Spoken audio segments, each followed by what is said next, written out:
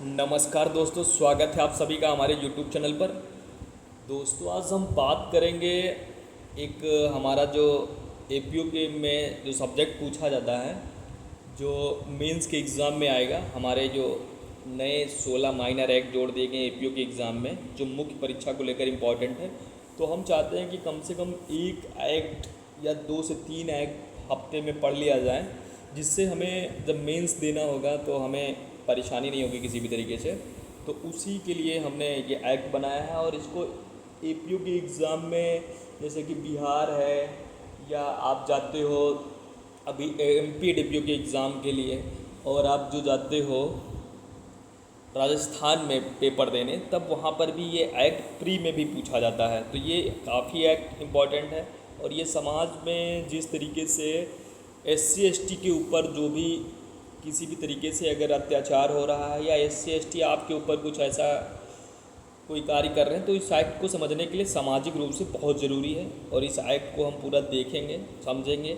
तो आप सब अपनी बेयर निकाल लीजिए। तो हम लोग शुरुआत करेंगे जो है इस एक्ट से। तो इस एक्ट का जो नाम है, अनुसूचित जाति और अनुसूचित जनजाति अत्याचार निवारण अधिनियम 1989, यानी कि the schedule caste and schedule tribe prevention of एक्टोसेशन एक्ट 1989, यानी कि अनुसूचित जाति और अनुसूचित जनजाति के जो ऊपर अत्याचार किया जाता है, उससे संबंधित ये एक्ट बनाया गया है। तो हम लोग जैसे कि प्री के हिसाब से देखते हैं कि इस एक्ट को बनाने का कब ये अधिनियमित हुआ, कब ये लागू हुआ, और ये कहाँ पर ये लागू है, और कितनी धाराएं हैं, और कितने चैप्टर हैं।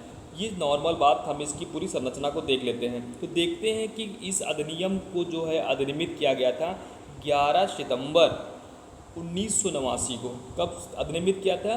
11 सितंबर 1989। और 1 सितंबर 1872 को आपका एक्ट लागू हुआ था, इंडियन कॉन्ट्रैक्ट एक्ट और इंडियन एविडेंस एक्ट। तो सितंबर के 3 एक्ट आपको पता हो जाना चाहिए कि 3 एक्ट सितंबर के महीने में लागू हुआ था, एविडेंस एक्ट, कॉन्ट्रैक्ट एक्ट। और 11 सितंबर 1989 को SC ST एक्ट भी अधिनियमित कर दिया गया था।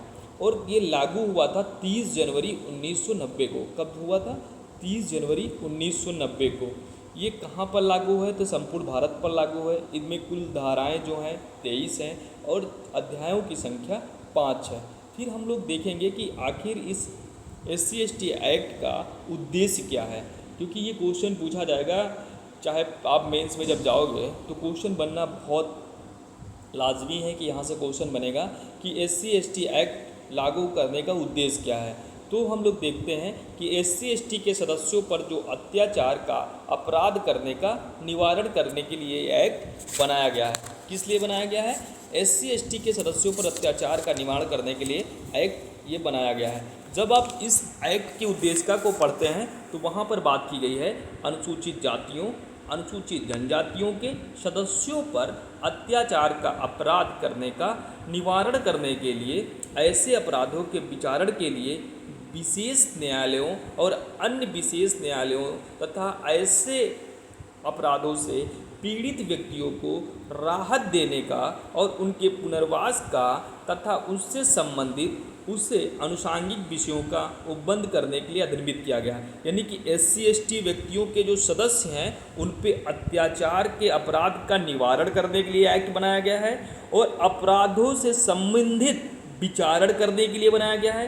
निवारण, विचारण और विशेष न्यायालयों या अनन्य विशेष न्यायालय, मतलब कोई विशेष न्यायालय की स्थापना या अनन्य विशेष न्यायालयों की स्थापना तथा ऐसे अपराध से जो पीड़ित व्यक्ति को राहत देने के लिए और पुनर्वास के लिए ये एक्ट बनाया गया है। पहली बात आपको देखना है कि SC ST के अत्याचार के अपराध को रोकने के लिए, निवारण करने के लिए, और उस जो अत्याचार हुआ है तो उस अपराध के विचारण के लिए एक्ट बनाया गया है, और विशेष न्यायालयों और अनन्य विशेष न्यायालय के गठन के लिए एक्ट बनाया गया है, और जो भी इससे पीड़ित है उस पीड़ित को राहत और पुनर्वास के लिए एक्ट बनाया गया है। जब आप उद्देश्य का देखोगे तो ये क्लियर है। तो आपको यही आपके 3 से 4 वर्ड याद करना है कि SC ST के ऊपर जो अत्याचार हो रहा है, अत्याचार के अपराध को निवारण करने के लिए बनाया गया है, और जैसे कि इन पर जो अत्याचार हुआ है उसका विचारण कैसे हो, विचारण के लिए कोड बनाया गया है,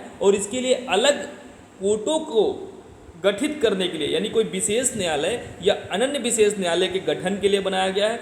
और जो भी इस अधिनियम के अंतर्गत पीड़ित है, उस पीड़ित को राहत और पुनर्वास के लिए इस अधिनियम को बनाया गया है। क्लियर हो गया। फिर हम लोग देखते हैं इस नोट्स में क्या लिखा है। तो नोट्स, ये जो हमारी जो बातें लिखी थी ये बीएर में लिखी थी, क्योंकि हमें बीएर की भाषा एग्जैक्ट याद होना चाहिए। कम से कम हम उन शब्दों को जब लिखते हैं तो उससे हमें मेंस में अच्छा नंबर मिलता है। फिर हम लोग इसमें महत्वपूर्ण कुछ तथ्य हैं उनको देखते हैं कि पूर्व में संसद द्वारा अस्पृश्यता अधिनियम 1955 में पारित किया था। 1955 में संशोधन से इसका नाम सिविल अधिकार संरक्षण अधिनियम 1955 कर दिया गया था। मतलब पूर्व में जो इससे संबंधित एक्ट था वो अस्पृश्यता यानी छुआछूत अधिनियम 1955 था। 1955 में संशोधन करके इसको जो नाम दे दिया गया था सिविल अधिकार संरक्षण अधिनियम 1955। फिर तत्पश्चात 1989 में संसद ने SC/ST एक्ट 1989 पारित। ये किसका स्थान ले रहा है? तो अस्पृश्यता अधिनियम या सिविल अधिकार संरक्षण अधिनियम 1955 का SC/ST एक्ट स्थान ले रहा है।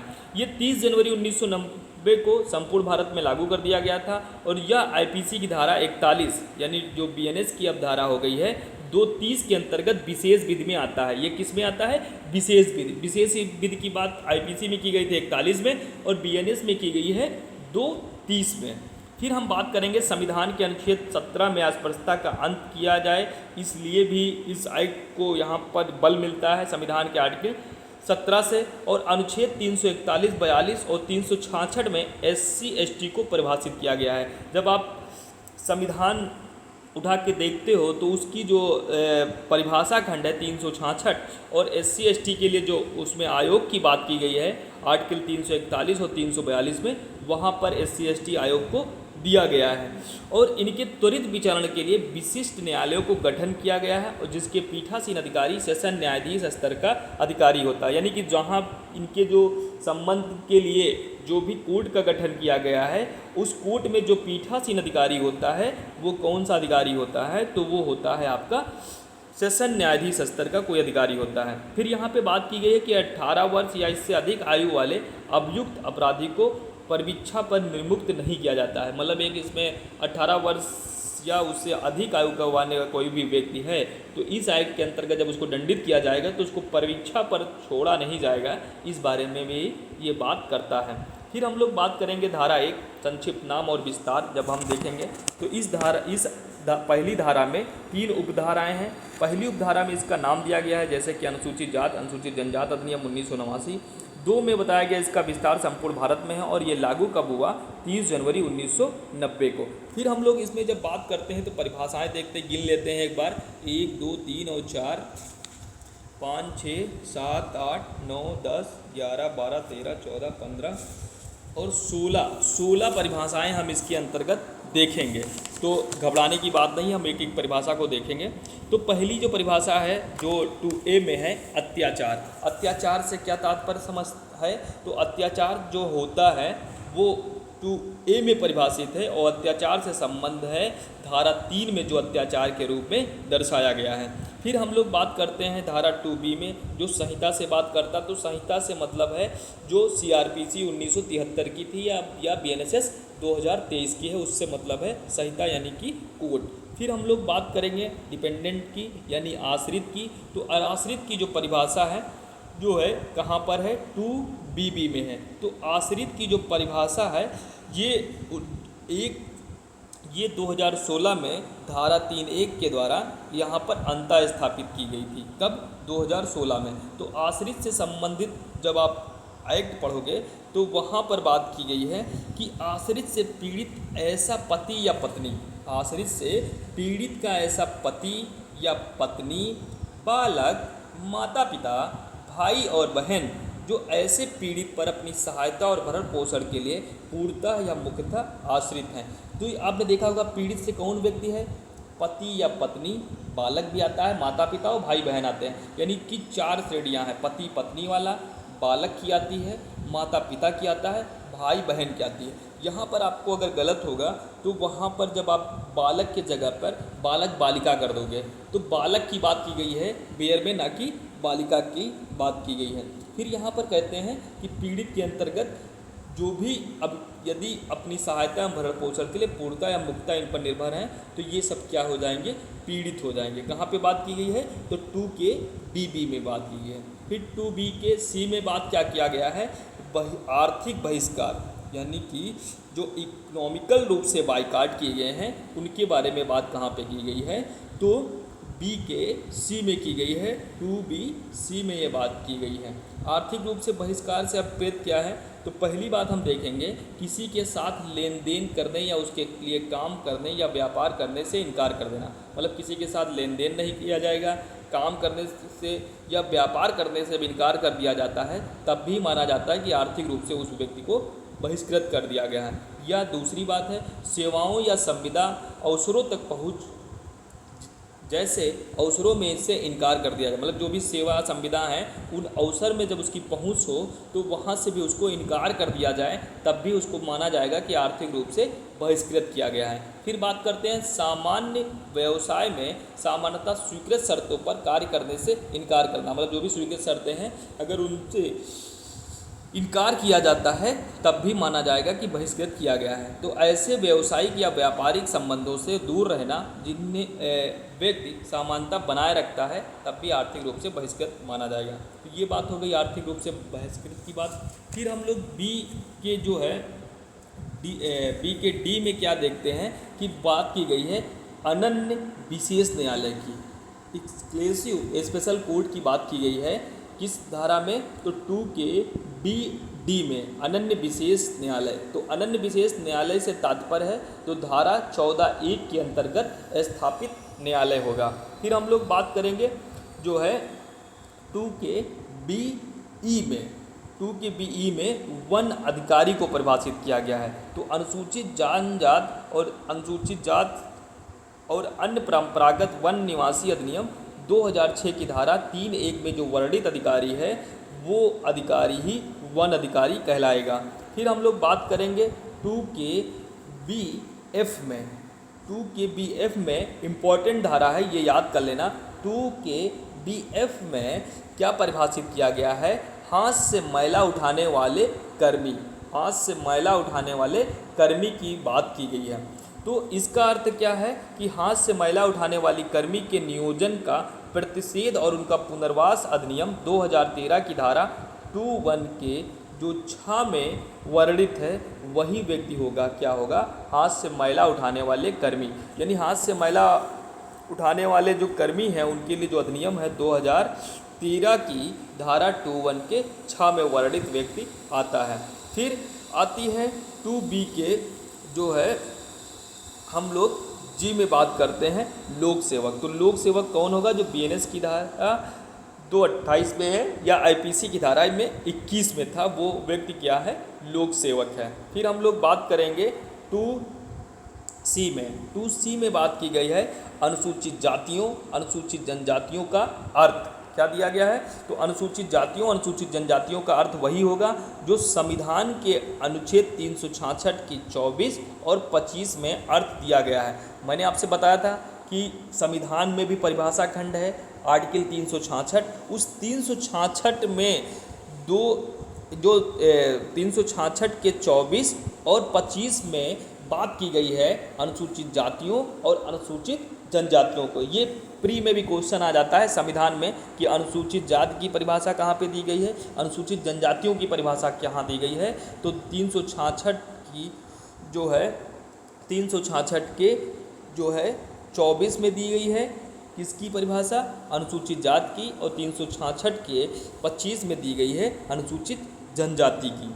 फिर हम लोग बात करेंगे विशेष न्यायालय की। तो विशेष न्यायालय से तात्पर्य क्या है, तो जो धारा 14 में स्थापित न्यायालय है वही विशेष न्यायालय है और इसके अंतर में कोई मतलब वहाँ पर सेशन अधिकारी के रूप में अभिवृत्त अधिकारी भी विनिर्दिष्ट हैं।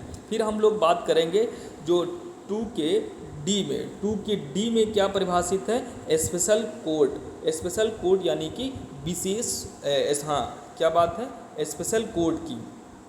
तो स्पेशल कोर्ट से तात्पर्य क्या है, धारा 14 में विशेष न्यायालय के रूप में विनिर्दिष्ट कोई न्यायालय। यहाँ तक चीज़ें हो गई। फिर हम लोग बात करेंगे धारा 2 के ई में, 2 के ई में क्या है, जो है स्पेशल पब्लिक प्रोसिक्यूटर की बात की गई है, यानी विशेष लोक अभियोजक। तो विशेष लोक अभियोजक के अंतर्गत जो यहाँ पे बात की गई है, जो धारा 15 में विशिष्ट अधिवक्ता होगा वो क्या कहलाएगा, विशेष लोक अभियोजक। फिर हम लोग बात करेंगे 2 के डी ए में, 2 के जो है ई ए में क्या परिभाषित किया गया है, अनुसूची को। 2E जो है 2E के बी में क्या परिभाषित किया गया है, सामाजिक बहिष्कार। क्या परिभाषित किया गया है, सामाजिक बहिष्कार। तो सामाजिक बहिष्कार से क्या बात पर है, किसी व्यक्ति को पारंपरिक सेवाएं प्राप्त करने, सामाजिक संबंध बनाए रखने या उन्हें दूसरों से अलग करने की अनुमति देने से इनकार करना अभिप्रेत है। यानी सामाजिक बहिष्कार से क्या होगा, किसी व्यक्ति को पारंपरिक जो सेवाएं प्राप्त करने से दूर कर देना, सामाजिक संबंध बनाए रखने से भी उसको दूर करना, निकाल देना, और उन्हें दूसरों से अलग कर देना ही, और अनुमति न देना कि आप हमारे साथ आइए, घुल मिल के रहिए, हमारी जो सामाजिक परंपराएं हैं उनसे इनकार कर देना। तो ये सारी बातें क्या होंगे, सामाजिक रूप से बहिष्कृत। ठीक है, जैसे कि होता क्या है, आजकल के जो बच्चे हैं, मान लीजिए जब हम किसी दूसरे कास्ट से शादी वादी कर लेते हैं तो घर परिवार समाज क्या करता है, हमको बहिष्कृत कर देता है कि आप जिस कास्ट जहाँ पर गए वहाँ पर हमारी प्रतिष्ठा थी, मान थी। अगर इस तरीके से उसको बहिष्कृत किया जाएगा तो क्या माना जाता है, सामाजिक रूप से बहिष्कृत। यही बात यहाँ पर की गई होगी। ठीक है, तो 2EC की बात हो गई। 2EC में क्या बात की गई है, 2EC में पीड़ित की बात की गई है। पीड़ित से क्या तात्पर्य है, तो पीड़ित से आशय है अनुसूचित जाति और अनुसूचित जनजाति का कोई भी सदस्य जिसे अधिनियम के तहत अपराध के परिणाम स्वरूप शारीरिक, मानसिक, मनोवैज्ञानिक, भावनात्मक, आर्थिक नुकसान या उसकी संपत्ति को हानि वाहन या अनुभव करता है। मतलब कोई पीड़ित व्यक्ति क्या है, अनुसूचित जात का कोई सदस्य है जिसे इस अधिनियम के अंतर्गत अपराध के परिणाम स्वरूप क्या हुआ है, इस अधिनियम के अंतर्गत अपराध किया गया है और उस अपराध के परिणाम स्वरूप उसको कोई शारीरिक दिक्कत हुई है, उसको कोई मानसिक दिक्कत हुई है, उसको कोई मनोवैज्ञानिक दिक्कत हुई है, या उसमें कोई भावनात्मक दिक्कत या आर्थिक नुकसान या उसकी संपत्ति संबंधित कोई हानि का वाहन या अनुभव करता है, तो वो क्या कहलाए, तो वो जो है पीड़ित होगा। और पीड़ित के अंतर्गत यहाँ पर जो आते हैं, नातेदार आते हैं, विधिक संरक्षक आते हैं, और विधिक संरक्षक भी यहाँ पर बात की गई है। जब आप यहाँ पर विधिक संरक्षक और विधिक वारिस भी इसके अंतर्गत 3 लोग जो है यहाँ पर आते हैं। एक तो नातेदार, विधिक संरक्षक और विधिक वारिस की भी बात की गई है पीड़ित के अंतर्गत। ठीक है, फिर हम लोग बात करेंगे डी में क्या है, 2E के डी में साक्षी की बात की गई है, यानी कि गवाह की। तो गवाह कौन होता है, किसी भी व्यक्ति के रूप में की गई जो तथ्यों परिस्थितियों से परिचित हो या जिसके पास अधिनियम के तहत अपराध की जांच, पूछताछ या सुनवाई के लिए आवश्यक जानकारी हो, तो वो क्या कहलाएगा, साक्षी कहलाएगा। यानी किसी भी व्यक्ति के रूप में की गई जो तथ्य से संबंधित जानकारी रखता है, परिस्थिति से परिचित है और उसके पास इस अधिनियम के अंतर्गत जो जांच की गई है, पूछताछ या सुनवाई के लिए जो भी बातें हैं उसके संबंध में आवश्यक जानकारी हैं, तो अगर वो आता है उस जानकारी को देने तो वो क्या होगा, साक्षी कहलाएगा। ठीक है, फिर हम लोग जो है F में देखते हैं। तो F में जो परिभाषित किया गया है, तो यहाँ पर बात की गई है कि जो शब्द यहाँ पे परिभाषित नहीं है तो उनका अर्थ कहाँ से लिया जाएगा। पहले की बात है, क्योंकि एक्ट ये पहले बन गया था, तो IPC, CRPC और एविडेंस यानी BNS 2023, BNSS 2023 और BSA 2023 में जो शब्द परिभाषित हैं यहाँ पर नहीं है, तो उनका अर्थ उस एक्ट के माध्यम से लिया जाएगा। फिर इस अधिनियम की जो धारा 22 है, उपधारा 2 क्या कहती है कि अधिनियम में किसी मौजूद कानून या कानून के प्रावधान का कोई संदर्भ उन क्षेत्रों में जहां वह विशिष्ट कानून लागू नहीं है, इस संबंधित कानून यदि कोई हो के संदर्भ के रूप में समझा जाएगा जो उस विशेष क्षेत्र में लागू है। तो यहाँ तक हम लोगों ने देख लिया। अब अगला जो हमारा चैप्टर शुरू होगा, चैप्टर नंबर 2। चैप्टर नंबर 2 में जो धारा है वो बात करेगी धारा 3। तो हम लोग सबसे पहले तो यही जानेंगे कि चैप्टर 2 कहाँ से कहाँ तक के इसमें धाराओं का प्रावधान किया गया। तो धारा 3 से 9 तक चैप्टर नंबर 2 में प्रावधान किया गया था। पहला चैप्टर आपने देख लिया प्रारंभिक, ठीक है। प्रारंभिक चैप्टर कहाँ से था, 1 से 2 तक, और जो दूसरा चैप्टर है 3 से 9 तक धाराओं की बात करता है। तो इसमें जो इम्पोर्टेंट धारा है अत्याचार के अपराधों के लिए दंड की बात की होती है, यानी पनिशमेंट की बात करती है, ठीक है। तो इसमें क्या है, अत्याचार के अपराध के लिए दंड। तो इस जब पूरी धारा को जब आप बेयर निकालेंगे, एक बार बेयर निकाल लीजिए। बेयर में आप देखिए कि इस धारा में कितनी उपधाराएं हैं, सबसे पहले ये बात हम लोग देखते हैं। और इस उपधारा में जो है कितनी उपधाराएं हैं ये देख लीजिए एक बार, तो फिर हम लोग जो है इसकी पढ़ाई करते हैं। तो शुरुआत करते हैं हम लोग इस धारा की, अत्याचार के अपराधों के लिए दंड।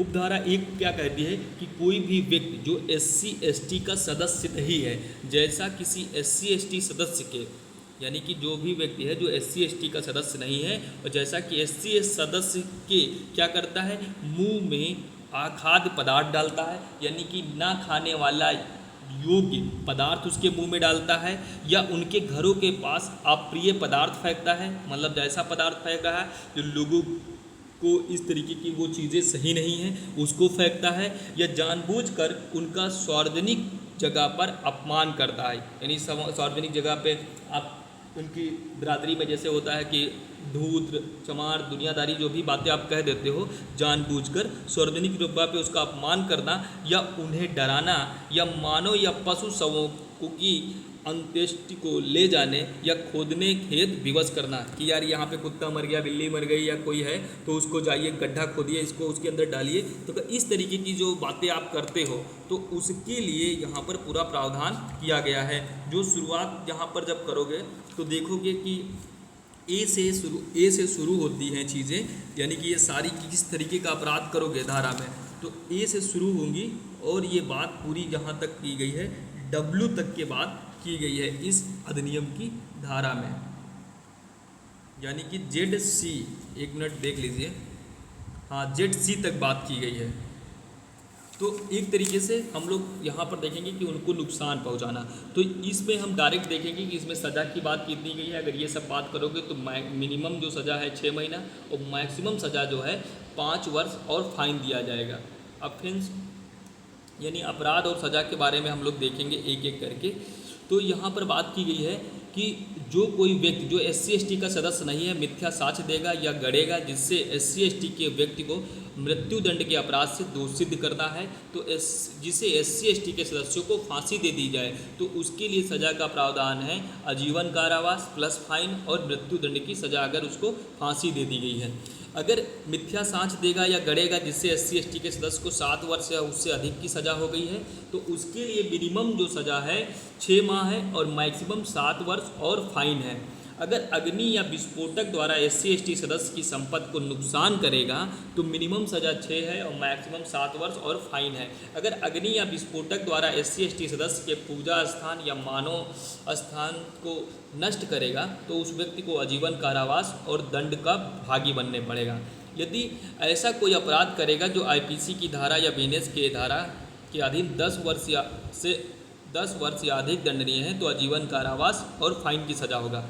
अनुसूची में वर्णित कोई अपराध SC ST की प्रॉपर्टी से संबंधित अगर कोई अपराध करोगे तो BNS में जो विनिर्दिष्ट दंड होगा उस दंड से वो व्यक्ति भागी होगा। अगर जानबूझकर अपराध करना या अपराधी को बचाने के लिए सबूत गायब करता है तो उस दंड से होगा जिस अपराध के लिए वो दायी है। कोई लोक सेवक होते हुए भी ऐसा अपराध करेगा तो धारा 3 के अधीन उसको मिनिमम 1 वर्ष और मैक्सिमम जो उस अपराध के लिए है वो दंड दिया जाएगा। यानी कि इस धारा में आपको देखा है कि अगर इस तरीके के कांड आप करते हो SC ST के खिलाफ तो उनके लिए सज़ा का जो प्रावधान है अलग अलग है।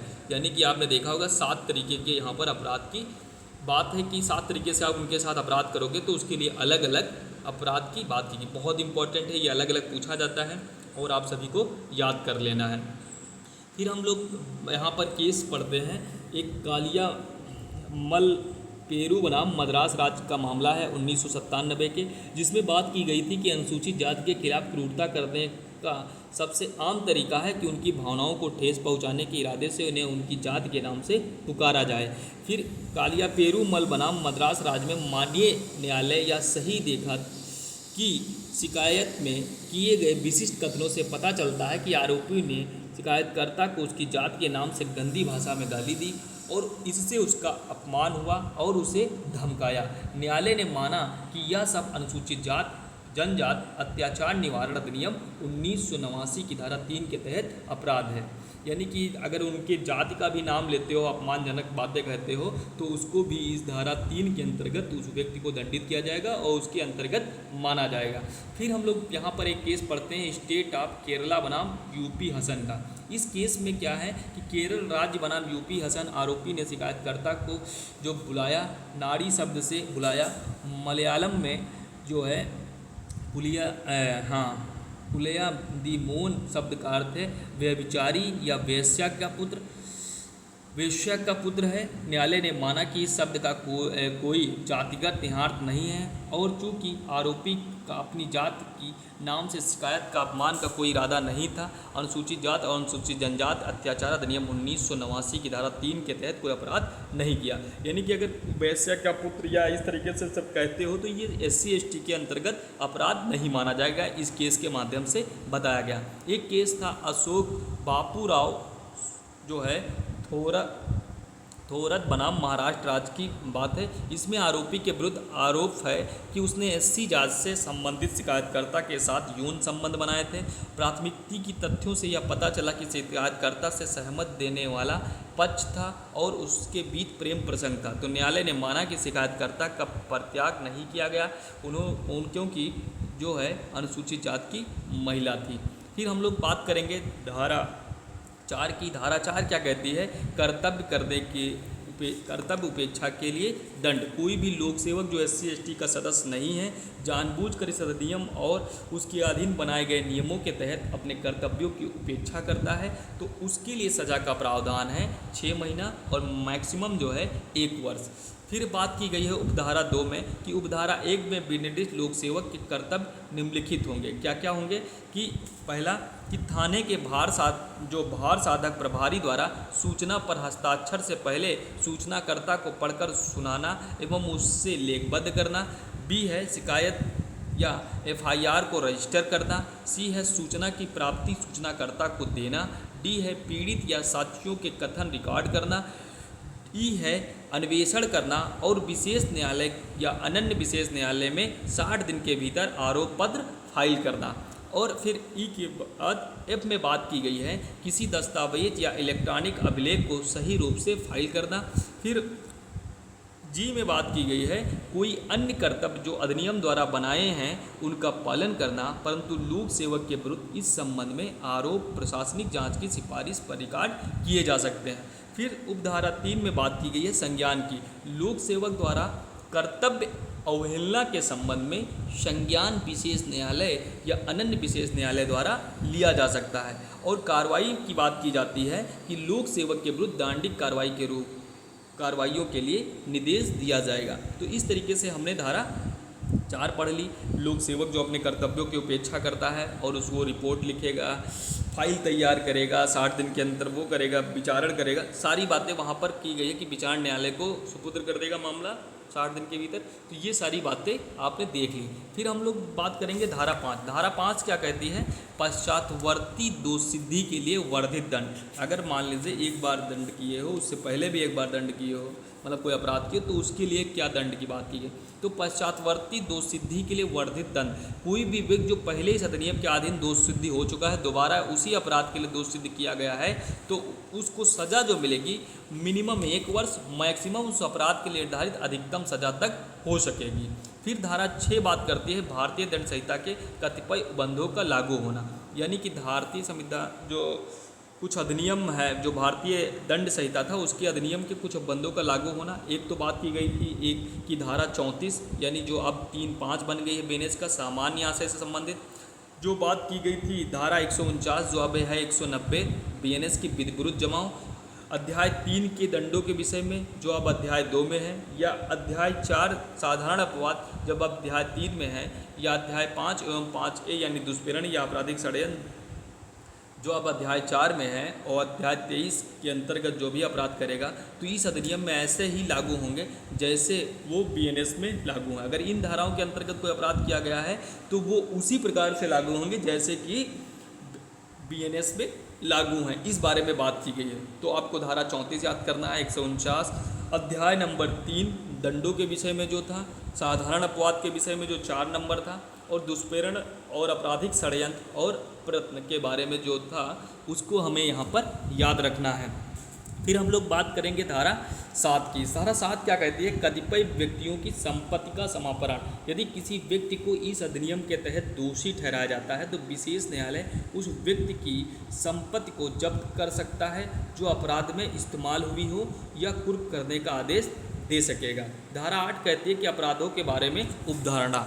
यह धारा यह मान लेती है यदि अभियुक्त को पीड़ित के जातिगत या जनजातीय पहचान के बारे में जानकारी है, उसे अपराध का दुष्प्रेरण किया है या अपराध सामान्य आशय को आगे बढ़ाने या सामान्य उद्देश्य के अभियोजन में किया है तो सजा दी जाएगी। व्यक्ति के समूह द्वारा किया गया है तो यह अपराध अवधारणा की जाएगी कि अपराध सामान्य आशय या उद्देश्य को अग्रसर करने हेतु किया गया है। सी बात करता है कि अभियुक्त पीड़ित या उसके कुटुंब का व्यक्तिगत ज्ञान रखता है तो न्यायालय या अवधारण करेगा जब तक अन्यथा साबित ना हो अभियुक्त को पीड़ित की जात या जनजात का ज्ञान था। तो इस तरीके से हम लोग यहाँ पे बात करें कतिपय व्यक्तियों की संपत्ति का समापन किया जा सकता है, उसके बारे में बात की गई कहाँ पर? धारा 7 में। धारा 8 जो धारा हम लोग जब इसकी हम धारा 8 की बात करेंगे, एक बार हम लोग बियर खोल लेते हैं अपनी।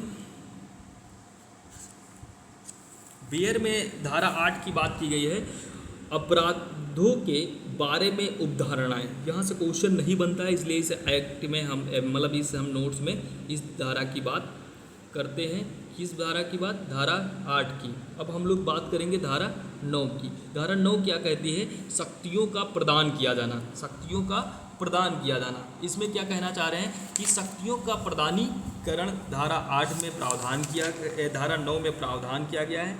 इसमें किया गया कि शक्तियों का जो प्रदान है वो राज्य सरकार अपने अधिकारियों को अधिनियम के तहत अपराधों की रोकथाम और निपटारा करने के लिए गिरफ्तारी और जांच और विशेष न्यायालय के सम्मत अभियोजन से संबंधित शक्तियाँ प्रदान कर सकती है। कौन कर सकती है? राज्य सरकार। और शक्तियों का प्रदान सरकारी राजपत्र में अधिसूचना द्वारा किया जाएगा। इस बारे में बात की गई है। फिर हम लोग पढ़ेंगे चैप्टर नंबर 3। चैप्टर नंबर 3 कहाँ से शुरुआत होता है? धारा 10 से शुरुआत होती है। धारा 10 क्या कहता है कि ऐसे व्यक्ति का हटाया जाना जिसके द्वारा अपराध किए जाने की संभावना है, यानी कि कोई ऐसा व्यक्ति है जो अपराध कर सकता है, उसको हटाए जाने की बात की जाती है। धारा 10 विशेष न्यायालय को यह अधिकार देती है कि वह किसी व्यक्ति को किसी विशिष्ट क्षेत्र से बाहर जाने का आदेश दे सकता है यदि इस बात की संभावना है कि SC/ST के विरुद्ध कोई अपराध करेगा। आदेश में मार्ग समयावधि 3 वर्ष से अधिक नहीं विनिर्दिष्ट की जाएगी जिसके दौरान व्यक्ति को विनिर्दिष्ट क्षेत्र से बाहर रहना होगा। विशेष न्यायालय जो है प्रभावित व्यक्ति और उनकी ओर से अन्य व्यक्ति के प्रतिनिधि पर 30 दिनों के भीतर आदेश की समीक्षा या संशोधन कर सकता है। फिर हम लोग बात करेंगे धारा 11, यानी कि यहाँ पर हटाने की बात की गई। अगर कोई व्यक्ति से लगता है कि SC/ST को नुकसान हो सकता है तो कोर्ट जो है विशेष न्यायालय अपने आदेश के द्वारा उस व्यक्ति को बाहर कर सकता है, लेकिन 3 साल से ज़्यादा दिन के नहीं होता है। अगर उसको लगता है कि सब चीज़ें सामान्य है तो 30 दिन के अंदर आदेश की समीक्षा करके संशोधन भी कर सकता है। ये बातें यहाँ से याद रखना है। फिर हम लोग धारा 11 पढ़ेंगे। धारा 11 क्या बताती है? किसी व्यक्ति द्वारा संबंधित क्षेत्र से हटने में असफल रहने और वहाँ से हटने के पश्चात उसमें प्रवेश करने की दशा में प्रक्रिया क्या होगी। तो यहाँ पे बात की गई है। तो यहाँ पर हम देखेंगे विशेष न्यायालय। विशेष न्यायालय क्या कर सकता है? गिरफ्तार कर सकता है, यानी कि किसी व्यक्ति द्वारा संबंधित क्षेत्र से हटने में असफल रहने पर तो वहाँ पर विशेष न्यायालय को क्या अधिकार हो जाता है? एक तो हो जाता है गिरफ्तार कर सकेगा, बंधन पद निष्पादित उससे करवा सकता है। विशेष न्यायालय ऐसी अनुज्ञा को किसी भी समय प्रतिग्रहित कर सकता है, नई अनुज्ञा का जारी कर सकता है और गिरफ्तार कर सकेगा और पुलिस अभिरक्षा से हटवा सकेगा। फिर हम लोग बात करेंगे धारा 12। धारा 12 क्या कहती है? धारा 12 कहती है कि ऐसे व्यक्तियों जिसके विरुद्ध धारा 10 के अधीन कोई आदेश दिया गया है, माप और फोटो आदि लेना यानी कि पुलिस अधिकारी को अपने माप और फोटो लेने देगा। इनकार करने पर विधिपूर्वक आवश्यक उपाय किए जाएं और इनकार करने पर आईपीसी की धारा जो हमारी 186 के अधीन अपराध होगा, यानी लोक सेवक के कार्य में बाधा डालने का अपराध होगा। यदि आदेश प्रतिसंगित कर दिया जाता है तो ऐसे फोटो या तो नष्ट कर दिए जाएंगे या उस व्यक्ति को सौंप दिए जाएंगे जिसके विरुद्ध आदेश हुआ है। तो ये सारी बातें हमने देख ली। अब हम लोग पढ़ेंगे धारा 13। धारा 13 धारा 10 के अनुपालन के और शस्त्र की बात करती है, जो विशेष न्यायालय के आदेश पर उल्लंघन करने पर 1 वर्ष प्लस फाइन की बात करता है। यानी धारा 10 का अगर अनुपालन कोई व्यक्ति नहीं करता है तो उस विशेष न्यायालय के उल्लंघन पर जो दंड की बात करती है वो धारा 13 करती है, यानी कि इसकी पूरक धारा है धारा 10 की। ठीक है, इसमें 1 साल की बात की गई है। फिर हम लोग करेंगे चैप्टर नंबर 4 की बात, जहाँ पे बात की गई विशेष न्यायालय। तो विशेष न्यायालय क्या है? विशेष न्यायालय और अनन्य विशेष न्यायालय की बात कहाँ पे की गई है? धारा 14 में। राज्य सरकार या उच्च न्यायालय के मुख्य न्यायमूर्ति की सहमत से एक या अधिक जिलों के लिए एक विशेष न्यायालय स्थापित कर सके। कौन कर सकता है? राज्य सरकार। किसकी सहमत से? उच्च न्यायालय के मुख्य न्यायमूर्ति से। ये बात याद रखना है। परंतु जहाँ SC/ST के मामले कम मामले हैं वहाँ सेशन न्यायालय को ही विशेष न्यायालय माना जाएगा। अगर मामले कम है SC/ST से तो विशेष न्यायालय की ज़रूरत नहीं है, वहाँ पर सेशन न्यायालय को ही विशेष न्यायालय माना जाएगा। यह संभवतः SC/ST के मामले 2 मास के भीतर क्या होंगे? निपटा दिए जाएंगे और विशेष न्यायालय में कार्रवाई का दिन प्रतिदिन जारी रहना और आरोप पत्र फाइल करने की जो तारीख से 2 मास में विचारण पूरा किया जाएगा। जब जिस दिन आरोप पत्र वहाँ पर फाइल कर दिया जाए 2 महीने के अंदर विचारण हो जाएगा और इस मामले में जो है मामले को पूरा 2 महीने के अंदर निपटाया जाएगा। ये भी बात आपको याद रखना है। फिर हम लोग बात करेंगे जो धारा है हमारी 14A, जो अपील के बारे में बात करती है। तो अपील के बारे में क्या नियम है इस एक्ट के अंतर्गत? तो तथ्य तथा विधि के संबंध में उच्च न्यायालय में होगी, यानी कि अगर कोई तथ्य का प्रश्न है या विधि के संबंध में कोई प्रश्न है तो उसकी अपील कहाँ पे होगी? SC/ST जब मामला खारिज होगा तो उच्च न्यायालय में होगी। और जमानत मंजूर करने या नहीं करने की किसी आदेश के विरुद्ध अपील उच्च न्यायालय में होगी। ऐसे दंडादेश की अपील 90 दिन के भीतर है, यानी अपील कब कर सकते हो? 90 दिन के भीतर की जाएगी। यदि पर्याप्त कारण हो तो 180 दिन के भीतर भी अपील ग्रहण कर सकता है हाई कोर्ट। अपील का निपटारा अपील ग्रहण करने की तारीख से 3 महीने की अवधि के, मतलब जिस दिन हाई कोर्ट अपील ले लेगा, SC/ST की अपील को सुनवाई करना शुरू कर देगा तो उसको भी मामले की जो है 3 महीने की अवधि के भीतर उसका निपटारा कर दिया जाएगा। ये बात बहुत इंपॉर्टेंट है, याद रखना है।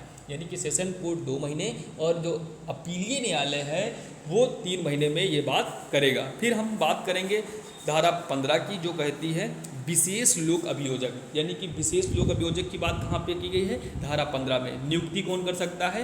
राज्य सरकार कर सकता है। और विशेष लोक अभियोजक को कितने वर्ष का अनुभव होना चाहिए? तो 7 वर्ष का अनुभव होना चाहिए। फिर हम लोग बात करेंगे धारा 15A SC/ST एक्ट, जो पीड़ित और साक्षी के अधिकार के बारे में बात करती है। यहाँ पे क्या बात की गई है कि राज्य का किसी प्रकार के अवित्राश, प्रपीड़न या उत्प्रेरणा या हिंसा की धमकी के विरुद्ध पीड़ितों, उसके आश्रितों और साक्षियों के संरक्षण के लिए व्यवस्था करना कर्तव्य और उत्तरदायित्व होगा। किस पीड़ित से निष्पक्षता, सम्मान और गरिमा के साथ तथा किसी ऐसे विशेष आवश्यकता के साथ जो पीड़ित की आयु या लिंग या शैक्षणिक अलाभ या गरीबी के कारण उत्पन्न होती है व्यवहार किया जाएगा, या किसी पीड़ित या उसके आश्रित को किसी न्यायालय की कार्रवाई की युक्त यथार्थ और समय से सूचना का अधिकार होगा, जिसमें जमानत प्रक्रिया सम्मिलित है। और विशेष में लोक अभियोजक या राज्य सरकार पीड़ित को इस अधिनियम के अधीन किन्हीं कार्यों के बारे में सूचित कर सकता है। यानी पीड़ित और साक्षी के अधिकार के बारे में बात कहाँ की गई है? 15A में। फिर हम लोग इसको यहाँ पर छोड़ देते हैं, अगली हम लोग धारा पढ़ेंगे। अगली हमारी जो धारा है वहाँ पर हम लोग बात करेंगे 16। धारा 16 क्या कहती है? राज्य सरकार की सामूहिक जुर्माना आरोपित करने की शक्ति, यानी सिविल अधिकार संरक्षण अधिनियम 1955 की धारा 10A के उपबंध यहाँ पर लागू होते हैं और राज्य सरकार क्या कर सकती है, सामूहिक जो है जुर्माना आरोपित करने की शक्ति रखती है। धारा 17 बात करती है विधि और व्यवस्था द्वारा निवारक, यानी विधि और व्यवस्था के द्वारा निवारण की बात कहाँ पे की कर होती है, तो 17 में बात करें। और ये कौन कर सकता है, तो जिला कलेक्टर या एसडीएम या कार्यपालक मजिस्ट्रेट पुलिस अधिकारी को जो पुलिस उप निरीक्षक की पंक्ति से नीचे का ना हो, इतला प्राप्त होने पर ऐसी जांच करने के पश्चात जो आवश्यक समझे शांति और सदाचार बनाए रखने तथा लोक व्यवस्था और प्रशांति बनाए रखने के लिए आवश्यक कार्रवाई कर सकेगा। और निवारक जो है कार्रवाई, यानी कि शांति व्यवस्था और विधि व्यवस्था बनाने के लिए डीएम साहब, एसडीएम साहब या कार्यपालक मजिस्ट्रेट पुलिस अधिकारी जो उप निरीक्षक पंक्ति का नहीं होगा, उससे क्या होगा, पर शांति और विधि व्यवस्था बनाए रखने के लिए क्या है, काम कर सकते हैं। फिर धारा 18 बात करती है अधिनियम के अधीन अपराध करने वाले व्यक्तियों को संहिता की धारा जो है 438 अग्रिम जमानत का लागू न होना, यानी कि अग्रिम जमानत की जो बात की गई है उसके नियम यहाँ पर लागू नहीं होंगे। ये बात करती है जो है अगर इस धारा में कोई अपराध कोई करता है तो उस व्यक्ति को अग्रिम जमानत नहीं मिलेगी। कौन सी रोक लगाती है, धारा 18। यहाँ तक क्लियर हो गया। फिर हम लोग बात करेंगे 18A, किसी जांच या अनुमोदन का आवश्यक न होना। क्या बात करती है, किसी जांच या अनुमोदन का आवश्यक न होना। ये बात क्या करते हैं, इस अधिनियम के प्रयोजन के लिए किसी ऐसे व्यक्ति के विरुद्ध प्रथम सूचना रिपोर्ट के रजिस्ट्रीकरण के लिए किसी प्रारंभिक जांच की आवश्यकता नहीं होगी, या किसी ऐसे व्यक्ति की गिरफ्तारी यदि आवश्यक हो से पूर्व अन्वेषक अधिकारी को किसी अनुमोदन की आवश्यकता नहीं होगी। किसी ऐसे व्यक्ति के विरुद्ध प्रथम इतला रिपोर्ट के रजिस्ट्रीकरण के लिए किसी प्रारंभिक जाँच की आवश्यकता नहीं होगी। ठीक है।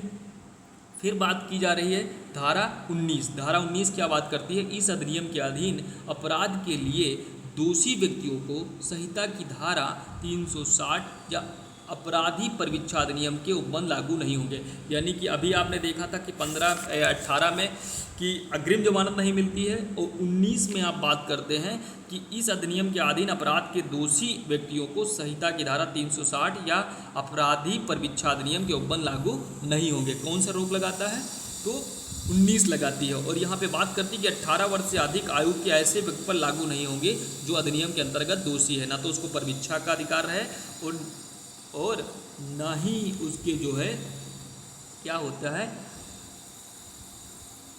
किसी भी तरीके की धारा 360 के अंतर्गत छूट उस व्यक्ति को मिलेगी जो 18 वर्ष से अधिक है। धारा 20 क्या बात करती, अधिनियम का अन्य विधियों पर अध्यारोही होना।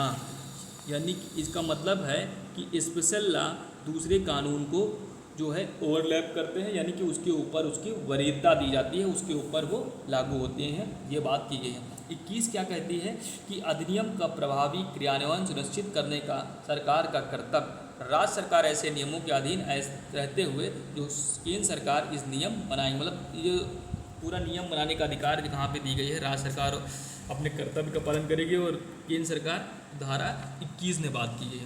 धारा 22 कहती है सद्भावनापूर्वक की गई कार्रवाई के लिए संरक्षण। अगर कोई भी व्यक्ति सद्भावनापूर्वक कार्रवाई करता है तो उसको संरक्षण की बात, यानी श्रद्धापूर्वक यानी सद्भावनापूर्वक की गई वाद अभियोजन या अन्य विधिक कार्रवाई केंद्र सरकार या राज्य सरकार के किसी अधिकारी या प्राधिकारी पर लागू नहीं होंगी। यानी पर यहाँ पर एक तरीके से ये डॉक्ट्रिन ऑफ अम्ब्रेला की बात करता है, संरक्षण की बात करता है कि अगर कोई भी जो अधिकारी है अगर इस अधिनियम के उपबंधों को पूरित करने के लिए अगर कोई काम करता है, अगर उसमें किसी भी व्यक्ति को कोई नुकसान होता है तो उसके खिलाफ केस नहीं लाया जाएगा, उस अधिकारी के खिलाफ उसको संरक्षित करती है धारा 22।